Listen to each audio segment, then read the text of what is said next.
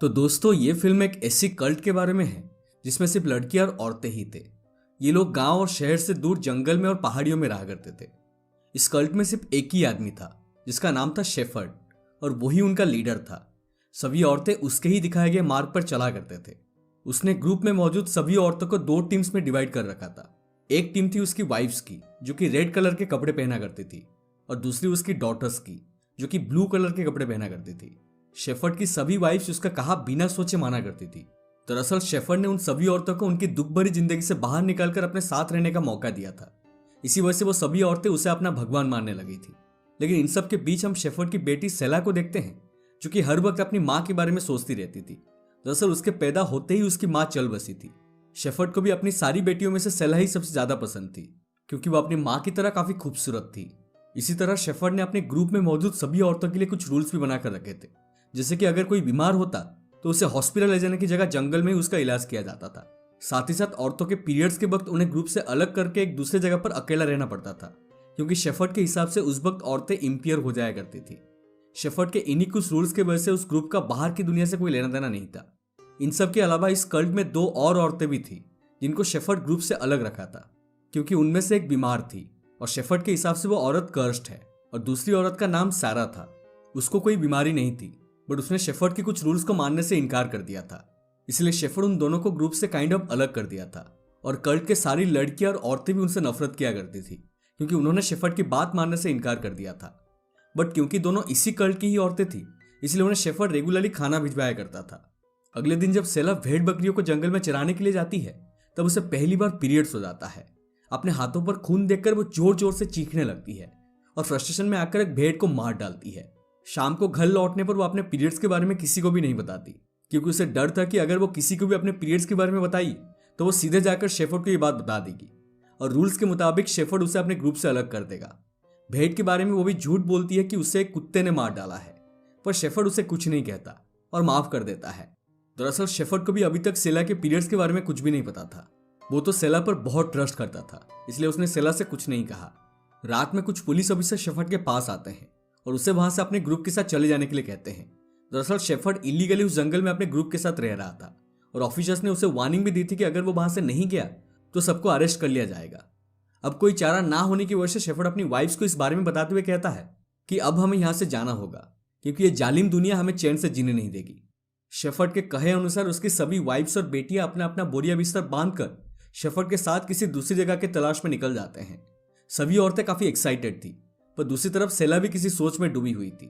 पिछली रात उसने शेफर्ड को उन पुलिस ऑफिसर के साथ बातें करते हुए सुन लिया था, और तब से उसके मन में शेफर्ड के लिए कुछ डाउट्स डेवलप होने लगे थे। इधर कैंपिंग के लिए दूसरी जगह की तलाश जारी थी। दिन में शेफर्ड और उसका ग्रुप एक जगह से दूसरी जगह पैदल ही जाया करते थे, और रात में रुक कर टेंट में कैंपिंग करते थे। रात को सोते समय सेला को काफी सारे नाइटमेयर्स आया करते थे, जिसमें वो शेफर्ड को एक विलियन की तरह देखा करती थी, पर उसका मानना था कि ये सब उसके पीरियड्स की वजह से है। अगले दिन इसी तरह चलते चलते शेफर्ड को एक पुराना घर दिखता है जिसमें कोई नहीं रहता था, पर शेफर्ड उस घर में रुकने से मना कर देता है। उसका मानना था कि दूसरे के घर में रुकना उसके उसूलों के खिलाफ है, इसलिए वो उस घर के बाहर ही टेंट लगाकर रात में कैंपिंग करने लगता है।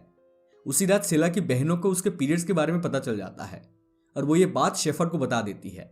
शेफर्ड कभी समझा बुझाकर सेला को अपने ग्रुप से अलग सारा के पास कुछ दिनों के लिए रहने भेज देता है।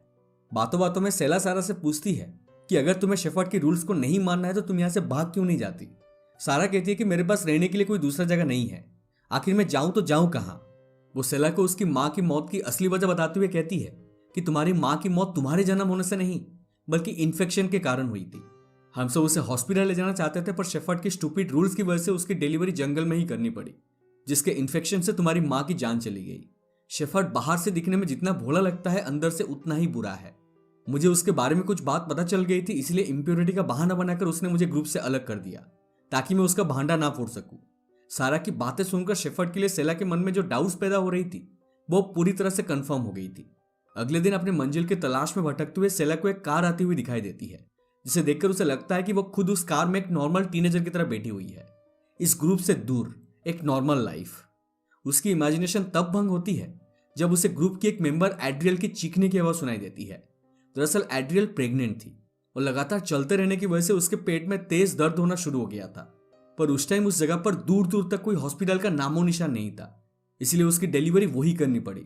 और प्री मैच्योर डिलीवरी होने की वजह से उसकी मौत हो जाती है। अपनी वाइफ की मौत से शेफर्ड को कोई खास फर्क नहीं पड़ता और वो फटाफट से एड्रियल का अंतिम संस्कार करके आगे चलने की तैयारी करने लगता है। ये देखकर सारा को बहुत गुस्सा आता है और वो एड्रियल की मौत के लिए शेफर्ड को ब्लेम करने लगता है, पर शेफर्ड के ऊपर सारा की बातों का कोई असर नहीं होता। तब सारा एड्रियल के बच्चे को अपने साथ लेकर ग्रुप से हमेशा हमेशा के लिए अलग हो जाती है, क्योंकि एड्रियल ने एक लड़के को जन्म दिया था और शेफर्ड के कल्ट में लड़कों के लिए कोई जगह नहीं थी। इसी वजह से उसने उस बच्चे को जंगल में अकेला छोड़ दिया था, जिसके बाद सारा ने उसे अपना लिया। जाते आते सारा सेला को अपनी बाकी बहनों को शेफर्ड से बचाने के लिए कहती है, क्योंकि ना तो शेफर्ड एक अच्छा इंसान है, ना ही कोई भगवान है। इधर लगातार हाइकिंग करने की वजह से सभी औरतें थक जाती है और वो सभी एक जगह पर थोड़ी देर रेस्ट करने के लिए रुकती है। शेफर्ड को लगता है कि वो गलत रास्ते पर आ गया है। तभी ग्रुप में मौजूद उसकी बेटी तमार कहती है कि शायद हमें उस तरफ जाना चाहिए था, जिसे सुनकर शेफर्ड को लगता है कि उसकी बेटी लीडर बनने की कोशिश कर रही है और इसी वजह से वो वही तमार को मारने लगता है। ये सब सेला भी देख रही होती है, पर कोई भी तमार की मदद करने के लिए आगे नहीं आता। कुछ दिनों की लगातार हाइकिंग करने के बाद वो सभी लेक के किनारे एक वैली के पास पहुंचते हैं और डिसाइड करते हैं कि वो सभी वही अपना अगला डेरा जमाएंगे। शेफर्ड एक एक करके सभी औरतों को उस लेक में डुबा के प्योर करता है और रात में सभी डिनर करने के बाद टेंट में सो जाते हैं।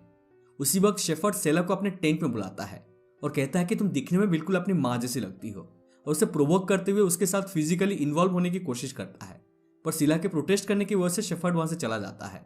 उसके जाने के बाद सेला अपनी बहनों के साथ मिलकर शेफर्ड को जान से मारते हुए इमेजिन करने लगती है।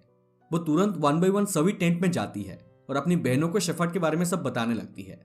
हाइकिंग के दौरान सेला की सभी बहनों ने शेफर्ड की दादागिरी को देखा था, इसलिए उसने सेला की बातों पर यकीन हो जाता है। अगली सुबह जब सेला और उसकी बहनें उठती है तब वो देखती है कि उन सबकी माएँ वहां से गायब है। सभी को चिंता होने लगती है और ढूंढते ढूंढते सभी बहनें लेक के किनारे पहुंचती है, जहां शेफर्ड अकेला बैठा हुआ था। उसके बगल में उसकी वाइफ्स के कपड़े भी पड़े हुए थे। सेला और उसकी बहनें जब शेफर्ड से अपनी माओ के बारे में पूछती है तब वो कहता है कि मैंने तुम सबकी माओ को जन्नत में भेज दिया है और अब तुम सब अपनी माओ की जगह लोगी और मेरी बीवी बनोगी, ताकि सही समय आने पर मैं तुम्हें भी जन्नत में भेज सकूं। मतलब शेफर्ड अब अपनी बेटियों को अपनी वाइफ्स बनाना चाहता था। शेफर्ड सेला को अपनी फेवरेट वाइफ बनाने की घोषणा करता है, पर सेला उसकी बीवी बनने से साफ इनकार कर देती है, जिस पर शेफर्ड को गुस्सा आ जाता है और वो सेला को जोरदार एक थप्पड़ मार देता है। इधर सेला भी अपने ऊपर से काबू खो बैठती है और शेफर्ड को एक जोरदार चाटा लगा देती है, क्योंकि उसे पता चल गया था कि शेफर्ड ने ही अपनी सभी वाइफ्स को लेक में डुबाकर मार डाला है। यहाँ सीन कट होती है और हम अगले सीन में 2 पुलिस ऑफिसर्स को उस लेक के पास देखते हैं, जिन्हें लेक के किनारे तैर रही काफी सारी औरतों की लाश दिखाई देती है। ये और कोई नहीं बल्कि शेफर्ड की ही बीवियां थी, जिसने उसने बड़ी बेरहमी से लेक में डुबाकर मार डाला था। साथ ही साथ उन्हें जंगल में शेफर्ड की भी लाश मिलती है, जिसे सेला और उसकी बहनों ने मिलकर मार डाला था। इसका मतलब यह था कि सेला ने शेफर्ड को उसके किए की सजा दे दी थी। और दोस्तों, इसी के साथ ये मूवी यहीं पर खत्म हो जाती है। तो ये थी द अदर लैम्ब की पूरी कहानी। मेरे हिसाब से ये मूवी की क्लाइमैक्स को काइंड ऑफ एब्रप्टली एंड कर दिया गया है। एंडिंग और भी अच्छी हो सकती थी। मैं आप सबसे जानना चाहता हूं कि आप इसके बारे में क्या सोचते हैं। उम्मीद करता हूं कि आपको एक्सप्लेनेशन पसंद आई हो। अगर पसंद आए तो प्लीज़ वीडियो को लाइक करें, शेयर करें और हमारे चैनल को सब्सक्राइब करके हमें सपोर्ट कीजिए और साइड वाला बेल आइकन को भी दबा दीजिए, क्योंकि हम ऐसे ही इंटरेस्टिंग एक्सप्लेनेशंस लाते रहते हैं। मिलते हैं अगले वीडियो में, तब तक stay safe and take care.